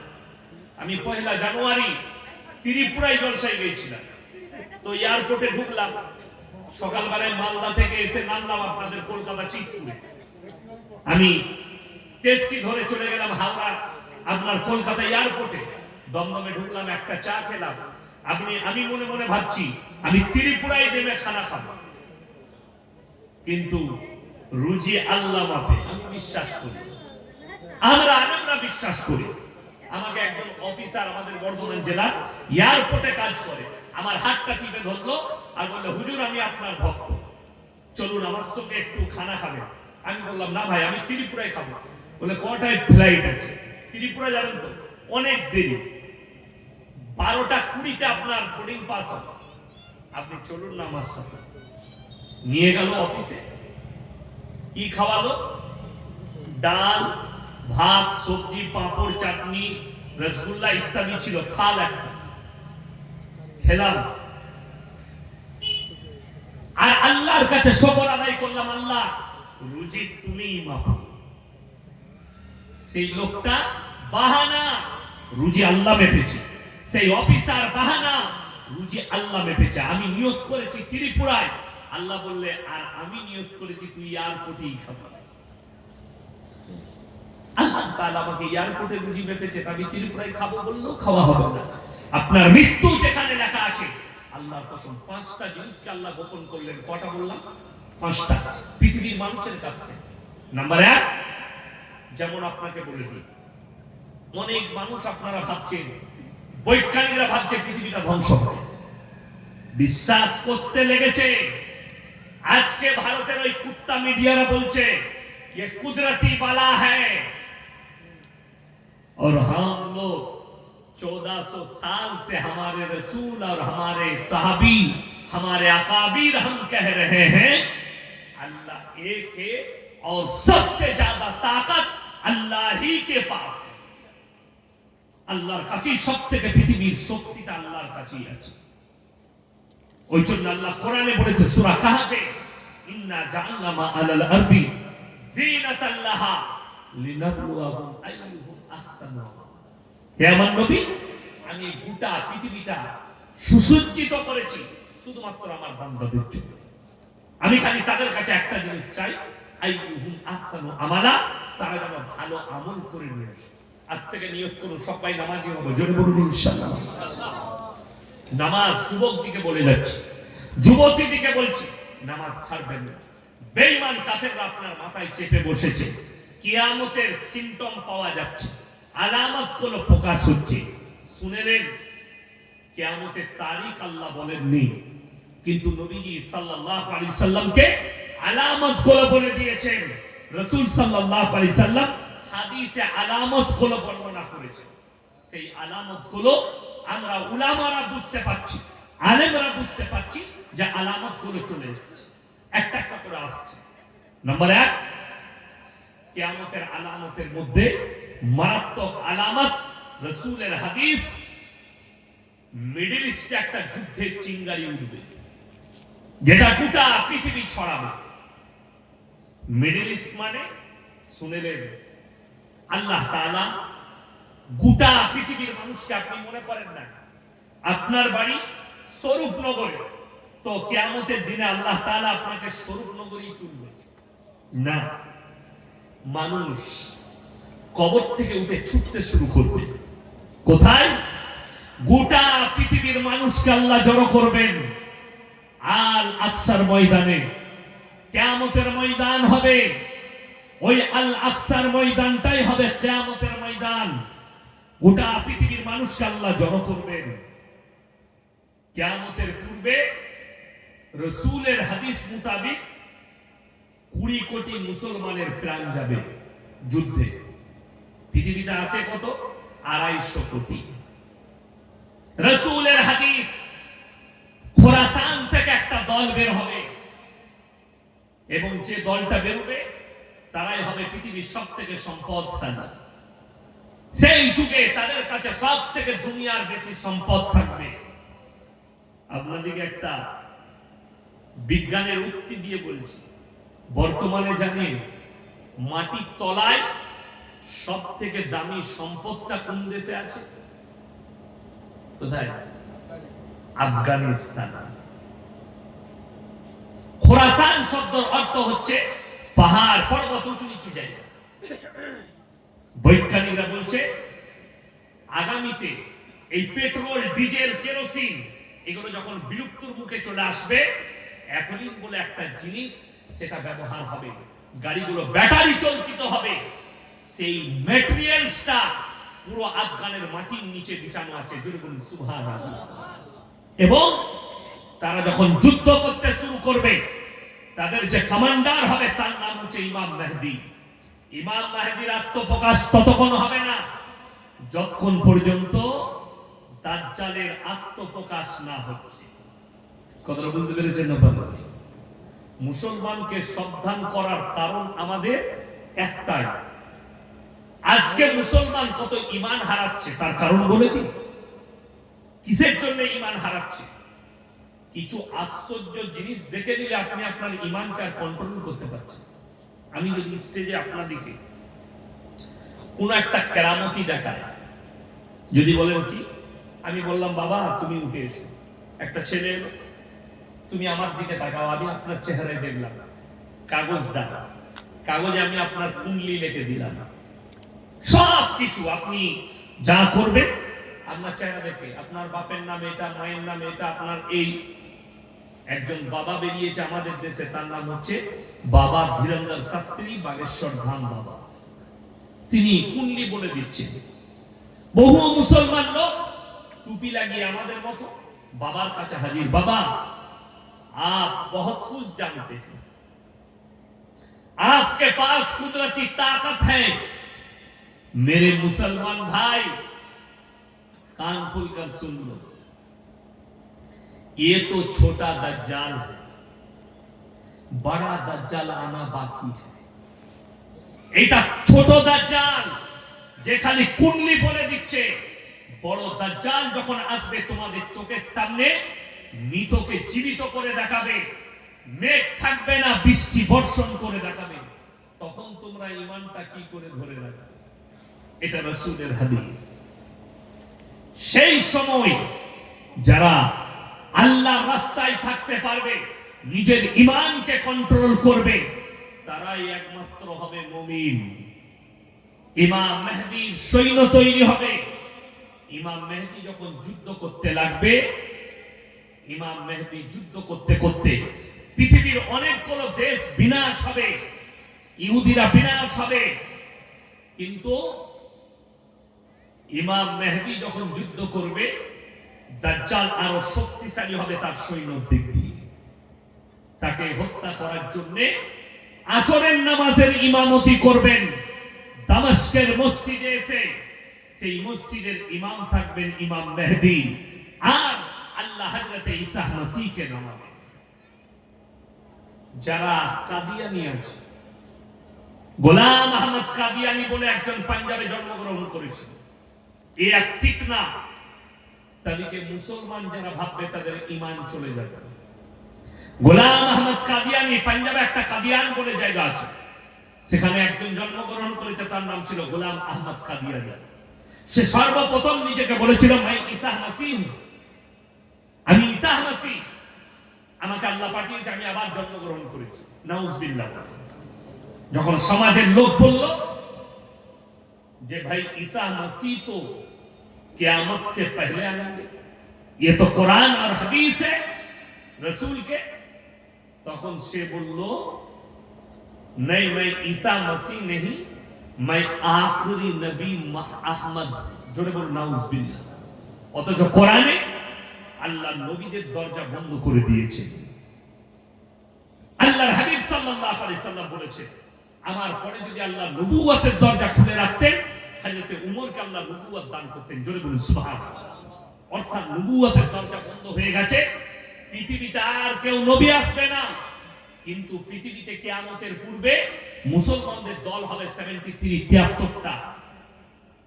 এখন আপনাদের 24 পরগনা থেকে এক ব্যক্তি, ভদ্র মানুষ আমাকে ফোন করেছিলেন চান্ডিগড়, বলে হুজুর মোবাইলে, ইউটিউবে, ফেসবুকে অনেক দ্বন্দ্ব দেখছি আলেমদের মধ্যে, তো আপনারা যদি এক জায়গায় বসে এটাকে মিটিয়ে নেন তাহলে কিন্তু ভালো হবে। আমি আমার বাড়িতে জায়গা করব সব আলেমদের বসা। আমি বললাম তুমি কোরআন হাদিস বিশ্বাস করো? বলে অবশ্যই, অফকোর্স, আমি তো নামাজি 5 ওয়াক্তের। আমি বললাম কিন্তু কোরআন হাদিসের প্রতি জ্ঞান আপনার নেই। বলে কেন হুজুর? আমি বললাম রাসূলের হাদিস সত্য না মিথ্যা? বলে সত্য। আমি বললাম রাসূলের সহিহ হাদিসের মধ্যে আছে নবী আকরাম সাল্লাল্লাহু আলাইহি সাল্লাম বললেন কিয়ামতের পূর্বে আমার উম্মতি 73টা ফিরকায় বিভক্ত হয়ে যাবে, আর এই 73টা দল হবে, তবে কিয়ামত হবে। অনেক বাকি। এখন আপনারা কিছুই ফিরকা দেখেননি। হে আমার যুবক, তোমরা কিছুই দেখোনি। এখন থেকেই তোমাদের ঈমান ধ্বংস হয়ে বসে আছে। আমাদের বাচ্চাটাদেরকে দেখতে পাচ্ছেন দাড়ি টুপিওয়ালা, এরা কালকে মারা যাবে, কালকে চলে যাবে, আমরা চলে যাব। তোমরা ফেরে পড়বে, এতগুলো দল এসে তোমার সামনে দাঁড়াবে, তুমি আর লাইন খুঁজে পাবে না কোন লাইনে গিয়ে দাঁড়াবে। ইমাম মেহদি শেষকালে সে দাবি করলো मैं आखिरी नबी मोहम्मद। তো শাহ আতাউল্লাহ বুখারী রাহমাতুল্লাহ আলাইহির নাম শুনেছেন না শুনেননি বাবা? শুনেছেন। তিনার সঙ্গে, তিনার কিতাবে লেখা আছে স্বপনে যুদ্ধ হয়েছে। কার? দেখা দেখি নয়, স্বপনে যুদ্ধ। কার? গোলাম আহমদ কাদিয়ানী। যুদ্ধটা কিসে? ভাষা, মুনাজারা, তর্ক। तो सपने सा अताउल्लाह बुखारी रहमतुल्लाह अलैह बोलছে कि तुम मोहम्मद कैसे बने, तुम तो गुलाम अहमद हो। बोले गुलाम हमारे माँ बाप ने गलती से लगा दिया, असल में मैं अहमद हूं। सा अताउल्लाह बुखारी रहमतुल्लाह अलैह बोले मैं अल्लाह बोल रहा हूं, तू हरगिज नबी नहीं, तू शैतान है। बोले तुम तो अताउल्लाह हो, आता है तुम्हारे नाम के आगे। बोले आता तो हमारे माँ बाप ने गलती से लगा दिया, असल में मैं अल्लाह बोल रहा हूं। এটা কিন্তু তর্ক, নিজেকে আল্লাহ বলতে চান না, তর্কের মাধ্যমে তাকে হারিয়েছে। গোলাম আহমদ কাদিয়ানীর বেটা তার বাপের জীবনী লিখতে গিয়ে লিখেছে আমার আব্বা এত ভদ্র ছিল, এত নম্র বিনয়ী ছিল, পাগড়ি মনে করে আমার মায়ের ছায়াটা ফজরের সময় মাথায় লেপটিয়ে মসজিদে চলে গেছে। আচ্ছা, কোন নবীর জন্য, সাহাবীর জন্য শুনেছেন যে বইয়ের ছায়াটা মাথায় লেপটিয়ে মসজিদে গিয়েছে? কথা বলে না? না, ওটাকে পাগল বলা যায়, পাগল। এই গোলাম আহমদীর কাদিয়ানী দল বর্তমানে বিস্তার করেছে 24 পরগনায়, বর্তমানে বিস্তার করেছে পশ্চিম বাংলার বিভিন্ন জায়গায়। এদের হেডকোয়ার্টার হচ্ছে লন্ডন। যতগুলো শয়তানের দল আছে, যতগুলো ইসলাম বিরোধী কাজ হয় আর ইসলামের নাম নিয়ে চলে, এদের সব হেডকোয়ার্টার হচ্ছে লন্ডন। হিজবুত তাওহীদ বাংলাদেশে একটা ফিরকা তৈরি হয়েছে, এদের হেডকোয়ার্টার লন্ডন। হেডকোয়ার্টার হচ্ছে লন্ডন। কেন? আপনার কিছু জায়গা আছে, সুযোগ সুবিধা, নামাজ পড়া লাগবে না, রোজা রাখা লাগবে না, আল্লাহর ইবাদতের প্রয়োজন নাই, এই ধরনের যে আকীদা। আমার ভাই, এই ফিতনা থেকে বাঁচতে গেলে আপনাকে ইলম হাসিল করতে হবে। ইলম হাসিল মানে কি? আলেম হতে হবে। কোন মৌলবী বলেছে? আমি একবারও বলিনি আপনাকে আলেম হতে হবে। ইলম মানে অতটা হাসিল করুন যতটা করলে বেঈমান কাফের যদি আপনার উপরে জাল ছুড়ে আপনি ওই ইলমের দ্বারা যেন দেখতে পান। আপনার ছেলে ডাক্তার হোক, মাস্টার হোক, আপনার মেয়ে ডাক্তার হোক, প্রফেসর হোক, ইঞ্জিনিয়ার হোক, কিন্তু যদি দিন না থাকে আল্লাহর কসম খেয়ে বলে যাচ্ছে আল্লাহর কাছে কোনো মূল্য নেই। যদি দিন না থাকে আল্লাহর কাছে কোনো মূল্য পাবে না। মূল্য তার আছে যে দুনিয়ার সঙ্গে সঙ্গে আল্লাহকে চিনতে পেরেছে। এই দুনিয়া সম্পর্কে কোরআনে কি আছে? ওয়ামাল হায়াতুদ দুনিয়া ইল্লা মাতাউল গুরুর। এই দুনিয়া তোমাদের জন্য সম্পূর্ণ ধোঁকা। আপনি ধোঁকায় পড়ে আছেন, আপনি বিপদে পড়ে আছেন। আপনি ধোঁকায় পড়ে থাকবেন না। আপনি মনে করছেন এই দুনিয়া কিছুক্ষণের জন্য। আপনি স্বপ্নেও ভাববেন না আপনার মৃত্যু চলে আসে। একটা ছেলে স্কুলে পরীক্ষা দিতে গেলে তাকে 1 মাস আগে রুটিন দেওয়া হয়, এই তারিখে পরীক্ষা হবে। সেই ছেলে তৈরি হয়ে যায়, কালকে আমার ইংরেজি পরীক্ষা আছে, পরশু আমার অঙ্ক আছে। আগের রাতে সে পড়াশোনা করে, কিন্তু কেউ বলতে পারবে যে কে কবে আমরা মৃত্যুবরণ করব? কারণ জানা আছে? জানা না। মৃত্যুর দিন নির্ধারিত আমার আল্লাহ জানেন কার কখন মৃত্যু হবে। অর্থাৎ আপনাকে 24 ঘন্টা রেডি থাকতে হবে কবরের জন্য। আমাদের আসল মঞ্জিল আপনাকে 3টে প্ল্যাটফর্ম পার করতে হবে, একটা নয়, 3টে জায়গা আপনাকে অতিক্রম করতে হবে। নাম্বার 1, মৃত্যুর পরে আলামে বারজাখ, মৃত্যুর পরের জীবনটা যেটা কবরের জীবন, এই জীবন আপনাকে অতিক্রম করতে হবে। সর্বপ্রথম এই জীবনটা কতক্ষণের? কিয়ামতের সকাল পর্যন্ত। যতদিন না সিংহায় ফুঁক দেওয়া হচ্ছে ততদিন পর্যন্ত এইটা থাকবে কবর। এটা কেটে গেল, তারপরে শুনে নেবে কিয়ামতের ময়দান, বিচারের দিবস। আর আপনি ভাববেন না বিচারের দিবসটা আল্লাহ তাআলা এত মানুষের বিচার কিভাবে করবেন আল্লাহ কোরআনে ক্লিয়ার করে দিয়েছে। যারা হাতের পাপ করছে, যারা মুখের পাপ করছে, যারা নফসের পাপ করছে, যারা পায়ের দ্বারা পাপ করছে, যারা মনে করছে আমাদের কি এই খুঁটিনাটি আল্লাহর কাছে ধরা পড়বে, আল্লাহ তাআলা তো বিচারের সিস্টেমেটিক্যাল বলে দিয়েছে। নাম্বার 1 সূরা ইয়াসিন, আল ইয়াউমা নাখতিমু আলা আফওয়াহিহিম ওয়া তুকাল্লিমুনা আইদিহিম ওয়া তাশহাদু আরজুলুহুম বিমা কানু ইয়াকসিবুন। হে আমার বিশ্বনবী, পৃথিবীর মানুষকে বলো আমি কিয়ামতের দিনে তাদের জবানগুলো সিলাই করে দেব, তাদের হাত কথা বলবে, তাদের চোখ কথা বলবে, তাদের ঠোঁট কথা বলবে, তাদের অঙ্গ প্রত্যঙ্গকে আমি আল্লাহ কথা বলার যোগ্যতা দান করব। তারা সাক্ষী দেবে আর তোমার পাপ লুকাবে না। অপর জায়গায় আল্লাহ বললেন আমি যখন হিসাব নেব আমার বান্দা বান্দির কাছে, ইকরা কিতাবা কাফা বিনাফসিকা আল-ইয়াওমা আলাইকা হাসিবা। আমি আল্লাহ যখন হিসাব নেব আমি তাদের হাতে আমলনামা ধরিয়ে দেব। ইকরা কিতাবা, তোমরা নিজের হিসাব নিজের মুখে দাও। কাফা বিনাফসিকা আল-ইয়াওমা আলাইকা হাসিবা, তোমরা নিজের মুখে দাও, তোমরা পড়ে শোনাও, হাতে আমলনামা দেওয়া হয়, তুমি পড়ো আপনি কোন জায়গায় কত মিনিটে কত সেকেন্ডে আপনি পাপ করেছেন সব পাই টু পাই লেখা থাকবে। আর লেখার দায়িত্ব আল্লাহ কাদিকে দিয়েছেন 2 জন ফেরেশতা, কিরামান কাতিবিনা ইয়ালামুনা মা তাফআলুন।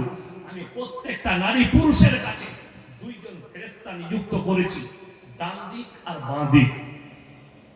তারা তোমাদের লিপিবদ্ধ করে রাখছে। ওই আমলনামাগুলো হাতে ধরানো হবে, আপনি আর অস্বীকার করতে পারবেন পাই টু পাই। আপনি কি করে অস্বীকার করবেন এই চিন্তা ধারালেন। তারপরে কবরের জন্য তৈরি হন। আজ থেকে ইস্তেগফার করে নেন, আল্লাহ আমার জীবনে যত পাপ হয়েছে তুমি সব মিটিয়ে দাও। বেঈমান কাফেররা ঠান্ডা মাথায় আপনার দ্বারা জিনা করাচ্ছে, আপনার দ্বারা খারাপ কাজ করাচ্ছে। তা না হলে ভেবে নেন আমার যারা বাপের বয়সী আছেন, যারা আমার বাপ চাচার বয়সী আছেন, তাদেরকে অনুরোধ করে বলছে আপনি ভেবে দেখুন আজকে যুবকরা 3 দিন নামাজ পড়ে আর বলে আমরা হাদিস জেনে গেছি, আমরাই আগে জান্নাতে যাব। আরে বোকা, কোরআনকে জিজ্ঞেস কর তুই কেমন করে আগে জান্নাতে যেতে পারিস। আর কোরআন বলছে সাবিকুনা সাবিকুনা উলাইকাল মুকাররাবুন ফি জান্নাতিন নাঈম সুল্লাতুম মিনাল আউয়ালিন ওয়া কালিলুম মিনাল আখিরিন। তোমাদের মধ্যে থেকে তোমাদের পূর্ববর্তীরা আগে জান্নাতে প্রবেশ করবে, আর তোমাদের মধ্যে থেকে অল্প সংখ্যক তাদের মধ্যে থেকে বেশি সংখ্যক। তার কারণ একটাই, আজ মানুষ নামাজ পড়ছে লোক দেখানোর জন্য, অথচ তারা পাপেতে লিপ্ত। আজকে মানুষ, আমাদের যুবক, হাইরে যুবক, তুমি নিজেকে মুমিন বলে দাবি করছো, কিন্তু তুমি মুমিন নও, মিথ্যা দাবি করছো তুমি। তোমার বাচ্চাদের আখলাক দেখে লাও, আর তোমার আখলাক দেখে লাও। তারা পাপ করতে ভয় করত। আগেকার যুগে, আমি ছোটবেলায়, আমাদের গ্রামের সব থেকে সম্ভ্রান্ত পরিবার আমার এলাকা,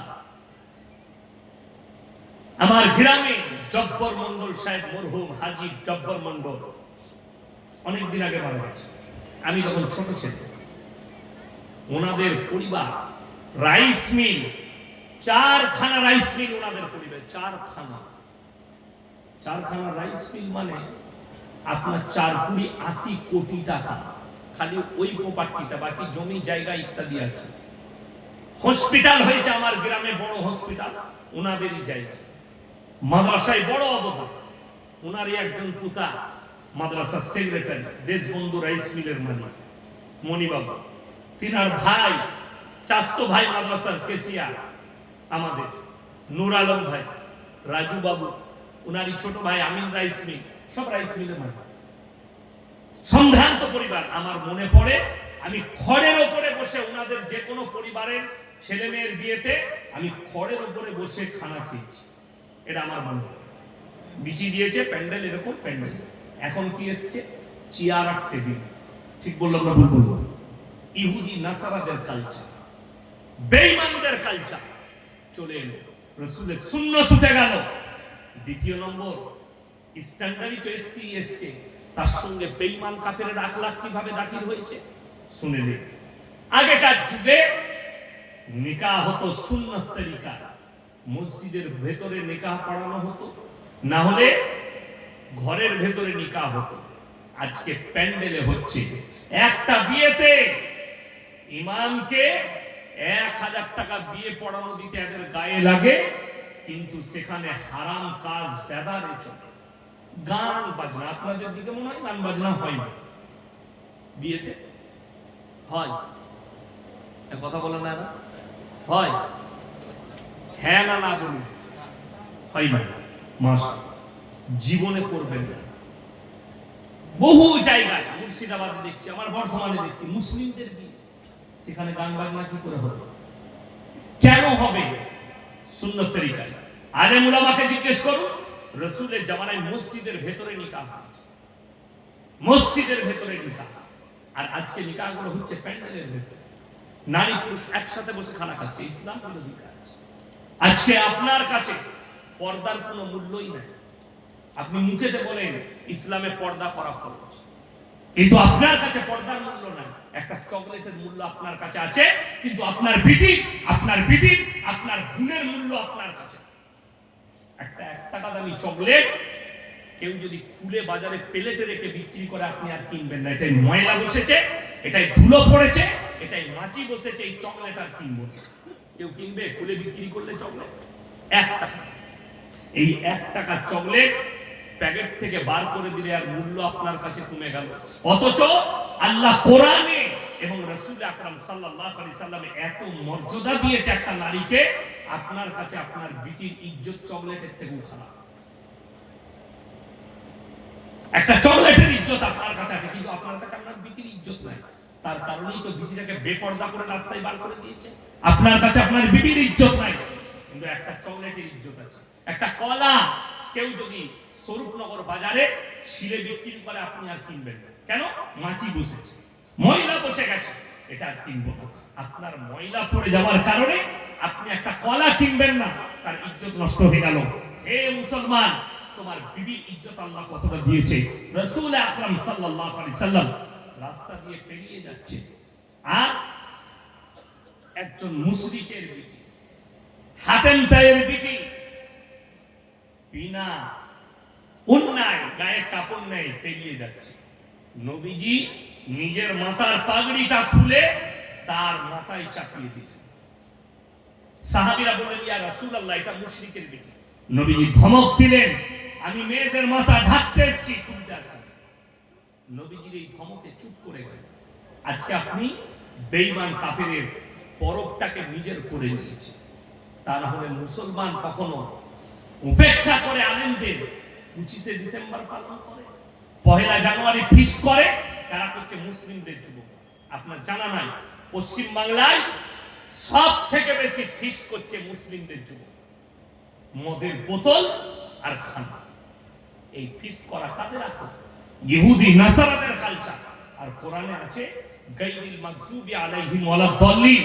মাগজুব মানে ইহুদি, দাল্লিন মানে নাসারা। এই দুটো দলই পদভ্রষ্ট, আর এদের যারা অনুসারী হবে তারাও পদভ্রষ্ট, তারাও পদভ্রষ্ট হয়ে যাবে। আপনার জানাই নেই এটা। আপনি যেটাকে ভাবছেন ওটা ভুল ভাবছেন। আপনি মনে করছেন এটা মডেলিং এর যুগ। আমার কাছে আল্লাহর কসম খেয়ে বলে যাচ্ছি, ইসলাম মডেলিং ছিল, আছে, আর কিয়ামতের সকাল পর্যন্ত থাকবে।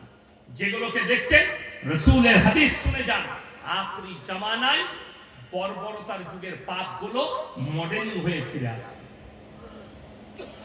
আজকে নগ্নতা আপনার কাছে মডেলিং। একটা মেয়ে ন্যাংটো ঘুরে বেড়াচ্ছে, অবাক লাগে এই দেশের আইনের জন্য।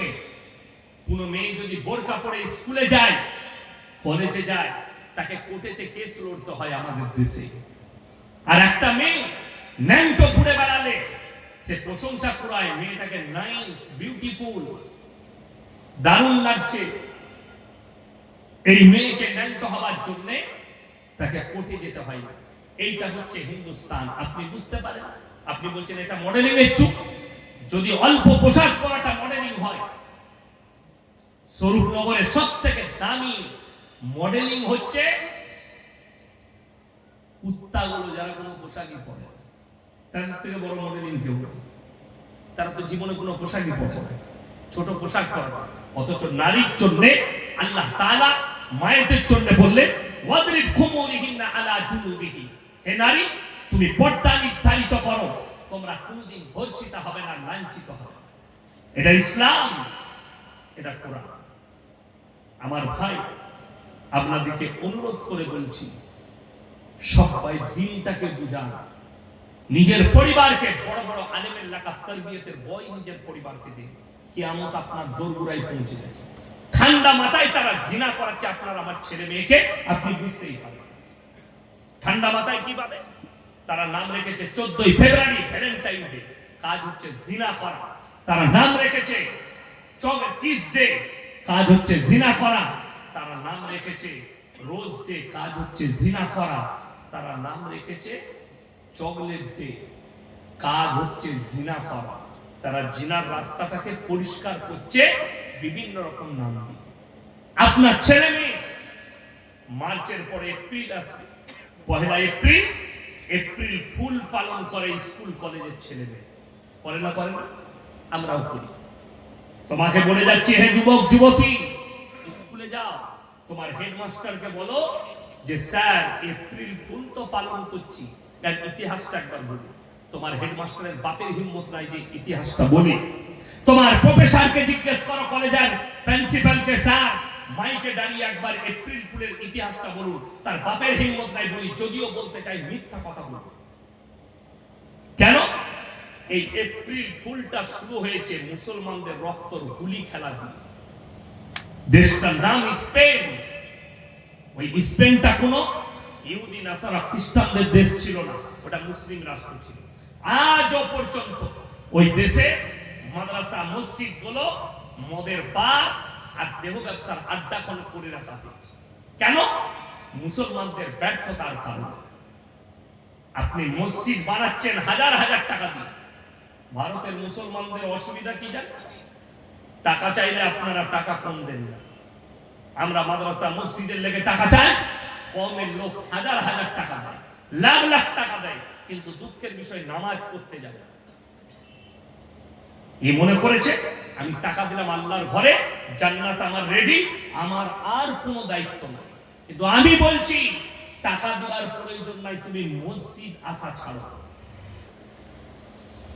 মসজিদ আপনারা ইমানদারির সঙ্গে বলুন, আপনার মসজিদে, আরে এই গ্রামের লোক ভাগ্যবান, আমি শুনছিলাম আপনাদের ইমাম সাহেব মনে হয় কিরাত করছিলেন, তাই তো? হ্যাঁ হ্যাঁ, তো এটা ভাগ্যবান যে এরকম একজন কারি সাহেবকে, জৈয়দ আলেমকে পেয়েছেন আপনারা। এত মারাত্মক পড়া, আমার মন কেড়ে নিয়েছে। খুব সুন্দর কিরাত করেছে। আমি একজন কারি সাহেব, আমি ইরফানিয়ায় কিরাত করেছি, গুজরাটে কিরাত করেছি। উনি খুব সুন্দর কোরআনে তেলাওয়াত করেন। আল্লাহ ওনার হায়াতে বরকত দেন, বলুন আমিন। আপনাদের উচিত যে নামাজ কাজা না করা। যারা কোরআন জানেন না, এরকম ইমামের কাছে, কারি সাহেবের কাছে কোরআনটা শিখে নেন, কোরআন পড়াটা জেনে নেন। আপনার জীবনটা আল্লাহ ওয়ালা জীবন তৈরি করুন, পরকালের জন্য জীবনটাকে তৈরি করুন। পানি আছে, মরণের পরের জন্য জীবনটাকে তৈরি করুন। বেঈমান কাফেররা উঠে পড়ে লেগেছে, কিভাবে এদের ঈমানকে ধ্বংস করে যায়। তারা কামিয়াবি লাভ হচ্ছে। বিসমিল্লাহ, আলহামদুলিল্লাহ, তারা কামিয়াবি লাভ করছে, করে ফেলেছে। তারা এক একটা অস্ত্র ব্যবহার করেছে আমাদের কাছে। তারা কামিয়াবি এই জন্য লাভ করেছে, আপনি রসুলকে মুখেতে মহব্বত করেন, কাজেতে নয়। আপনাকে গোটা 24 পরগনায় দেখিয়ে দেব, গোটা পশ্চিম বাংলায় দেখিয়ে দেব। মুখেতে বলছে দাদা হুজুর পীর কেবলা রহমতুল্লাহ আলাইহিকে ভালোবাসি, কিন্তু হারাম করে এক ওয়াক্তের নামাজ পড়ে। ঠিক বললাম না ভুল বললাম? আরে দাদা হুজুরের জীবনীটা খুলে দেখ, ওইটা বাস্তবায়িত কর। খাজা বাবাকে ভালোবাসি, হারাম করে এক ওয়াক্তের নামাজ পড়ে। দাদা হুজুর পীর কেবলা রহমতুল্লাহ আলাইহি ওসিয়তনামায় লেখা আছে মাজারে মেয়েদের যাওয়া হারাম, অথচ 24 পরগনার লোক বাস ভাড়া করে বউকে বিটিকে সাথে করে নিয়ে খাজা বাবার মাজারে সিজদা করে আসছে। তোর থেকে বড় দাদা হুজুরের দুশমন আর কেউ হতে পারে? মুখেতে বলা সহজ, আমল করাটা বড় কঠিন। অথচ মাজারে সিজদা দেওয়া হারাম। আজও পর্যন্ত ফুরফুরাই নো এন্ট্রি হয়ে আছে নারীদের। 21, 22, 23 3 দিন হয় না ইসালে সাওয়া। মেয়েরা যেতে পারে, মেরে বার করে দিবে আপনাকে, মেয়েদিকে নিয়ে গেলে নিষেধাজ্ঞা আছে। কেন? ওটা দাদা হুজুর পীর কেবলা রহমতুল্লাহ আলাইহির ওসিয়ত, তিনি লিখে গেছেন। আর এটা যেদিনে উপেক্ষা করে নারীরা প্রবেশ করবে, জেনে রেখে দিবেন সেই যুগে যে আওলাদরাই থাকুক তারা বদ্দিন হয়ে গেছে এবং দিন থেকে সরে গেছে। যদি কোনো বাপের বেটা মৌলবীর হিম্মত থাকে আমার সঙ্গে টক্কর করবে, আমি এটা জায়েজ করে যাচ্ছি। শুধু তাই নয়, গোটা পশ্চিম বাংলা যতগুলো বেরেলভিদের হুজুর আছে, আহমদ রাজা বেরেলভি, ফতোয়ায়ে রিজভিয়া, তার মধ্যে লিখে গেছে মেয়েদের মাজারে যাওয়া তো দূরের কথা, নিয়ত করাটাও হারাম। হাজী সাহেব কেউ থাকলে হাত তুলে দেখা। হাজী সাহেব কেউ আছে? নেই। আপনার এলাকায় থাকলে জিজ্ঞেস করবেন, মক্কা থেকে মদিনা 470 কিলোমিটার রাস্তা, একটাও মাজার নেই। উহুদের প্রান্তরে 70 জন সাহাবীর কবর যুদ্ধের ময়দানে শহীদ হয়েছেন। লোহার ব্যারিকেড দিয়ে ঘেরা আছে, সেখানে একজন সাহাবী শুয়ে আছেন। তিনি হচ্ছেন নবীজির চাচাজান হযরত আমির হামজা রাদিয়াল্লাহু তাআলা। যুদ্ধের ময়দানে বুকটাকে চিড়ে কলিজা ঠট্টা বার করে চিবিয়েছে। তারপরেও তিনাদের কারো মাজার নাই। আমার বাড়ি থেকে আপনাদের এখানে 24 পরগনা 183 কিলোমিটার রাস্তা, আপনার গ্রাম পর্যন্ত 183,000-এর বেশি, যেখানে শিরকের কাজ হচ্ছে। চাদর চড়ানো, সিজদা করা, বুজুর্গানে দ্বীন আর আলেমদের কবর জিয়ারত করতে পারেন, বাপ দাদার কবর জিয়ারত করুন, কোনো অসুবিধা নেই। কিন্তু আল্লাহ ছাড়া ভালো মন্দ কারোর কাছে চাওয়া যাবে না। আল্লাহ ছাড়া ভালো মন্দের মালিক কেউ নেই। যারা মাজারে গিয়ে চায়, যারা গাছতলায় গিয়ে চায়, একটা অমুসলিম ভাই খালি মাটির পুতুল তৈরি করে তার কাছে সিজদা করছে, তার কাছে ভালো মন্দ চায়, তার উপাসনা করে, আমাদের মুসলিম সমাজের আলেমরা আমরা বলি এটা শিরকের কাজ। অথচ আমি আপনাকে দেখিয়ে দেবো এই 24 পরগনায়, এই পশ্চিম বাংলায়, এই বিহারে, এই বাংলাদেশে গাছতলায় ঘোড়া রেখে চাদর টাঙিয়ে মানুষ সিজদা করছে, মাটির ঘোড়া রেখেছে সিজদা করছে। সেইখানে ভালো মন্দ চাইছে, একটা বেকা গাছ, শেওড়া গাছ, তার তলায় গিয়ে বলছে এখানে বুড়ো পীর সাহেব আছে, আমাকে ভালো মন্দ দেন। কোরআন যাদের বাড়িতে মানে কোরআন আছে, আমাকে গালি দেওয়ার আগে খুলবেন। 17 পারা একবারই শেষ পৃষ্ঠা। কোন পারা বললাম? 17 পারা শেষ পৃষ্ঠা। আমার মনে হয় ইমাম সাহেব ওই রুকুটাই পড়ছে, তাই না? ইয়া আইয়ুহান নাসু যুরিবা মাসালুন ফাসতামিউ ইন্নাল্লাযীনা তাদউনা মিন দুনিল্লাহি লা ইয়াখলুকু যুবাবান ওয়ালা ইয়াজতামাউনা ওয়া ইয়াসলুবুহুমুদ যুবাবু শাই'আন লা ইয়াস্তানকিদুহু মিন। হে বিশ্ববাসী, তোমরা আল্লাহ ব্যতীত যার কাছে ভালো মন্দ চাও তাকে একবার জিজ্ঞেস করে দেখো, সে একটা মাছি পর্যন্ত সৃষ্টি করতে পারে না। মাছি সৃষ্টি অনেক দূরের কথা। মাছি যদি তাদের কাছ থেকে কোনো জিনিস ছিনিয়ে নিয়ে যায়, সেটা উদ্ধার করার মতো ক্ষমতা নেই। কেন? তারা হচ্ছে শক্তিহীন, আর আমি আল্লাহ হচ্ছি শক্তিশালী। জোরে বলুন সুবহানাল্লাহ। আপনি কার কাছে চাইছেন? তার নিজস্ব ক্ষমতা নেই। এই কারণেই ইব্রাহিম আলাইহিস সালাতু ওয়াস সালামের আব্বা জানের 3টে কাজ ছিল। কটা কাজ? 3টে। মূর্তি তৈরি করা, মূর্তি বিক্রি করা এবং তার উপাসনা করা। ইব্রাহিম নবী দাওয়াত দিলেন নিজের আব্বা জানকে, কি বলে? ইসকালা লিয়াবিহি ইয়া বাতি লিমা তাবুদু মা লা ইয়াসমাউ ওয়া লা ইউবসিরু ওয়া লা ইউগনি আনকা শাইয়া। হে আমার আব্বা জান, আপনি কাদের উপাসনা করছেন? যে হাত পা নাড়তে পারে না, কথা বলতে পারে না, যার নিজস্ব কোনো ক্ষমতা নাই, আপনি তার উপাসনা করছেন। ইব্রাহিম নবীর আব্বাজান বলেছিল, हमारे माबूदों के बारे में अगर कुछ कहा तो तुमको पत्थर से मारकर मर्डर कर दिया जाए। তুমি যদি আর কিছু করো আমাদের মাবুদের সম্পর্কে, তোমাকে হত্যা করা হবে। ইব্রাহিম নবীর বাপ দাউদ কবুল করে। হিদায়াতের মালিক আল্লাহ কেমন শুনেলেন। যারা মনে করছেন কোন মৌলবীকে নিয়ে এসে বায়ান করাবো, বাংলাদেশ থেকে বক্তা আনবো, মক্কা থেকে ইমাম আনবো, নিয়ে এসে বায়ান করিয়ে লোক হিদায়াত পাবে, ভুল কথা। ইয়াসিন সাহেব এলে যদি হিদায়াত পেত, তাহলে ভারতবর্ষে আর অমুসলিম থাকতো না, ঠিক কি না? হিদায়াতের মালিক হচ্ছেন আল্লাহ। আল্লাহ যাকে হিদায়াত দেবেন সেই হিদায়াত পাবে। আল্লাহ নবী সাল্লাল্লাহু আলাইহি সাল্লামের নিজের চাচা কলমা পড়াতে নবীজি পারেননি। নাম্বার 1, হযরতে নূহ নবী। নূহ নবী নৌকায় বসে নিজের সন্তানের মৃত্যু তাণ্ডব দেখেছেন, নিজের ছেলেকে কলমা পড়াতে পারে। কোরআনে আছে 2 জন নবী। কজন নবী বললাম? 2 জন, নূহ নবী আর লূত নবী। এই 2 জনের বিবি কিন্তু জাহান্নামে যাবে, আটকাতে পারবে না। আল্লাহ লাকির টেনে দিয়েছে, এটা লাকির টানা হয়ে গেছে। ফিরাউন জাহান্নামী না জান্নাতি? কথা বলে জাহান্নামী, কিন্তু আল্লাহ কোরআনে বলে দিয়েছে তার বিবি আসিয়া জান্নাতি। জোরে বলুন সুবহানাল্লাহ। তার বিবি আসিয়া তিনি জান্নাতি, এটা আল্লাহর ফয়সালা। আসিয়ার হিম্মত হবে না তার স্বামী ফিরাউনকে জান্নাতে নিয়ে যায়। নূহ নবী আর লূত নবী এতটা সাহস হবে না যে তার বিবিদিকে তারা কিয়ামতের দিনে জান্নাতে নিয়ে যাবে।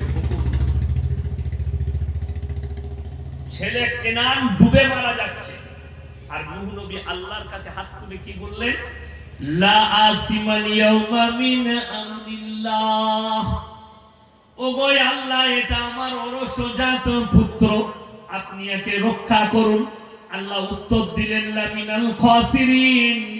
হাত নামিয়ে নাও যে আমাকে মানেনি, আমার নবীকে মানেনি, আমার দ্বীনকে মানেনি, তার জন্য তুমি আমার কাছে আবেদন নিবেদন করো না। হাত নামাও, তা না হলে তোমাকেও ফেলে দেব ক্ষতিগ্রস্তদের মধ্যে। নূহ নবীর হাত নেমে গেছে, আল্লাহ দোয়া ঘুরিয়ে দিয়েছে। আর আপনি সারা জীবন কুফরি করলেন, পাপের সাগরে ডুবে রইলেন। ইয়াসিন সাহেবকে দেশি মুরগি খাইয়ে দোয়া করিয়ে জান্নাতে যাবেন, তো সেই ইয়াসিন সাহেব মার খাবার তুমি তো খাবি। লেখে নিয়ে যাও, তোমার জীবনে কোনো আমল নেই। আপনি কি ভাবছেন? বাপ হাজী সাহেব বেটা নাস্তিক, বেটা জীবনটা কাটিয়েছে বেঈমান কুফরিতে। আমি চ্যালেঞ্জ ছুড়ে বলে গেলাম, সেই হাজী সাহেবের হিম্মত নাই যে দোয়া করে তার বেটাকে জান্নাতে, কোন উপায়। আজকে আমাদের সমাজের অবস্থা কত খারাপ। সবাই নিয়োগ করুন আমাদের সন্তানদিকে দ্বীনি শিক্ষা দেবো, জোরে বলুন ইনশাআল্লাহ। ওই ব্যক্তিটা সব থেকে বড় ভাগ্যবান যে মরে যাওয়ার পরে একটা দুনিয়াতে নেক সন্তান রেখে দেয়। সেই সন্তান বাপ মরে যাওয়ার পরে যেন তার জানাজাটা পড়াবার ক্ষমতা না, বাপের কবর জিয়ারত করতে যেন পারে, বাপের জন্য যেন দোয়া করতে পারে। আরে আমাদের দেশে লোক মরে গেলে তো সকালবেলায় ফজরের পরে হারামখোর মসজিদের গেটে দাঁড়িয়ে আছে, হুজুর কি হলো? আমার বাপের কবর জিয়ারত করতে হবে, আমি আইনি। হারামখোর। আর বলে আমি মুসলমান, জান্নাতে যাবে। আরে বাপের কবর জিয়ারত করতে পারো না, এর থেকে দুঃখ আর কি আছে?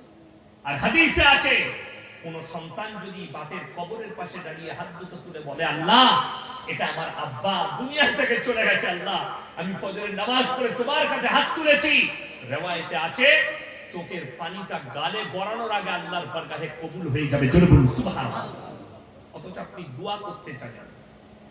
বাপ মরে গেলে কি করতে হয় এটা আপনি নিজের মতো করে চলছেন, আমাদের বাপ দাদার আমল থেকে চলে আসছে, আপনি করে যাচ্ছেন। হযরতে নূহ নবী তার বিবিকে বলার পরে তার সন্তান বলেছিল আমরা বাপ দাদার আমলে টিকে থাকব। বড় কষ্ট লাগে, তারা ফিরে আসে সহিদা জানার পরে, আল্লাহকে চিনাবার পরেও তারা আল্লাহকে চিনতে পারে। আমাদের বাপ দাদার আমল থেকে চলে আসছে, লোক মরে গেলে গরু জবাই করে খানা করে। আমাদের দেশে তো যার ঘরে লোক মরছে তার ঘরেই খানা হয় না, হয় না? আপনাদের দেশে কি হয়? যার ঘরে লোক মরছে তার ঘরে খানা হয় না, হয় না? হাদিস কুরআন ঘেটে দেখলেন, যার বাড়িতে মাইয়াত হয়েছে তার বাড়িতে খানা রান্না করা জায়েজ নাই শরীয়তে। রাসূলের হাদিস, যার বাড়িতে মাইয়াত হয়েছে তার বাড়িতে 3 দিন চুলা জ্বলতে দিও না, এটা প্রতিবেশীর হক, তার প্রতিবেশীরা তাকে খানা খায়। মেহমান আসবে তাদের দায়িত্বটাও প্রতিবেশী। আর আমাদের দেশে যার ঘরে লোক মরেছে তার ঘরে গরু জবাই করে খাচ্ছে। কষ্টের বিষয়। সবাই দিনের উপরে প্রতিষ্ঠিত হবে, জোরে বলুন ইনশাআল্লাহ। আল্লাহ ভাল দিয়েছে পৃথিবীর মধ্যে দুটো জায়গা সবথেকে দামি জায়গা। কয়টা বললাম? দুটো। নাম্বার 1 ওই জায়গা যেখানে আল্লাহ আল্লাহর রাসূলের কথা আলোচনা হয়, কোথায়? এই মাজমায়। নাম্বার 2 সবথেকে দামি জায়গা হচ্ছে মসজিদ, আল্লাহর ঘর যেখানে আল্লাহর ইবাদত হয়। এই দুটো জায়গা সবথেকে। আর পৃথিবীতে আল্লাহ তাআলা কোরআনে বললেন, 3টে ব্যক্তি যদি তোমাদের কাছে কোনোদিন হাত পাতে তাদের হাতকে জীবনে ফিরিও না। নাম্বার 1 ওয়া আতিদাল কুরবা, তোমার কাছে গরীব যদি তোমার কাছে হাত পাতে তাদের হাতকে জীবনে ফিরিও না। নাম্বার 2 ওয়াল ইয়াতামা ওয়াল মাসাকিন, এতিম আর মিসকিন যদি তোমাদের কাছে হাত পাতে তাদের হাতকে ফিরিও না। ওয়াবনাস সাবিলি ওয়ালা তুবাদদির তাবদীরা, আর মুসাফির যদি তোমাদের কাছে হাত পাতে তাদের হাতকে ফিরিও না। আপনি যদি এই 3 জন ব্যক্তি আপনার কাছে হাত পাতে যদি 10 টাকা দিতে পারেন, আপনি মনে মনে ভাববেন আল্লাহ আমাকে দেনেওয়ালা বানিয়েছে, আমাকে চাহনেওয়ালা বানায়নি। পরের আয়াতটা শুনলেন, এটা মারাত্মক। ইন্নাল মুবাদদিরিন কানু ইখওয়ানাশ শায়াতিন ওয়া কানা আশ-শাইতানু লিরাব্বিহি কাফুরা। হে আমার বিশ্বনবী, পৃথিবীর মানুষকে বলো যারা অপব্যয় করে তারা হচ্ছে শয়তানের ভাই, যারা অপব্যয়কারী তারা শয়তানের ভাই। অপব্যয় কি? আল্লাহ বিরোধী কাজ, রাসূল বিরোধী কাজ। আমি জলসা কমিটির শুকর আদায় করব এই যুবকদের, এরা গান বাজনা না করে, এরা ফাংশন না করে, এরা অন্য কিছু না করে একটা দ্বীনি মাজমা করেছে। এই মাজমা থেকে যদি একটা লোক যদি নামাজি হয়ে যায়, আজকের এই জলসাটা সার্থক হয়ে। একটা লোক যদি পাপ থেকে সরে আসে, আজকের জলসা শুনে আল্লাহ যদি একজনকে হিদায়াত দেয়, এদের জলসা করা কামিয়াব হয়ে গেল। আমি প্রত্যেকটা কমিটির ছেলেকে বলবো, হে আমার যুবক ভাইরা, কচিকাচারা, তোমরা নামাজ ছাড়ো না, আজ থেকে নামাজ পড়ো, তোমার জলসা করা কামিয়াব হয়ে যাবে। তোমরা নামাজি হও। ওই জন্য আপনাকে যে টাকা দিয়েছে অপব্যয় করতে পারবেন না। আল্লাহ বিরোধী কাজে গান বাজনা, লোটো লটারি, আলকাপ, মদ, গাঁজা, গুটকা, এই জায়গায় খতম করতে পারবেন না টাকাটা। আপনার টাকা যেন আল্লাহর রাস্তায় খরচ হয়। রাসূল আকরাম সাল্লাল্লাহু আলাইহি সাল্লাম বলেন, যাকিরা গচ্ছিত সম্পদ, যে টাকাটা আল্লাহর রাস্তায় খরচ করবে বান্দা, কিয়ামতের দিনে তারা পস্তাবে, আমি যদি আরো বেশি কিছু খরচ করতাম আমার জন্য মঙ্গল হতো। আমার ভাই, আমি বলবো এই জলসার জন্য একজন আল্লাহর বান্দা কে আছেন 5,000 টাকা দিবেন ইনশাআল্লাহ? কে আছেন? কোন আল্লাহর বান্দা আছে 5,000 টাকা কে আছে? একজন দেখি দিনের খাতিরে রাসূল আকরাম সাল্লাল্লাহু আলাইহি সাল্লামের মহব্বত কে আছে? কোন আল্লাহর বান্দা আছে? 5,000 টাকা একজন কেউ নেই আল্লাহর বান্দা দেখি ইনশাআল্লাহ যে 5,000 টাকা দিবেন। একজনকে আমি দেখতে চাই আল্লাহর বান্দা কে আছে? আমার কোন আল্লাহর বান্দা আছেন? তাড়াতাড়ি হাত তুলে, যা আল্লাহ দিয়েছে আল্লাহর রাস্তায় খরচ করব, দিনের পথে খরচ করব, হালাল পথে খরচ করব। কে আছেন? আমার কোন ভাই আছেন? মাত্র 5,000 টাকা বলেছে, একটু হাত তুলে, তাড়াতাড়ি হাত তুলে ইনশাআল্লাহ দেখি কে আছে। আমার কোন ভাই আছে? কোন আল্লাহর বান্দা আছে? মাত্র 5,000 টাকা বলেছে, একটু তাড়াতাড়ি হাত তুলে ইনশাআল্লাহ দেখি কে আছেন। আমার কোন আল্লাহর বান্দা আছে? একটু তাড়াতাড়ি বলি ইনশাআল্লাহ। মাত্র 5,000 টাকা চেয়েছে, কে আছে? কোন আল্লাহর বান্দা আছে? মাশাআল্লাহ, নারায়ে তাকবীর।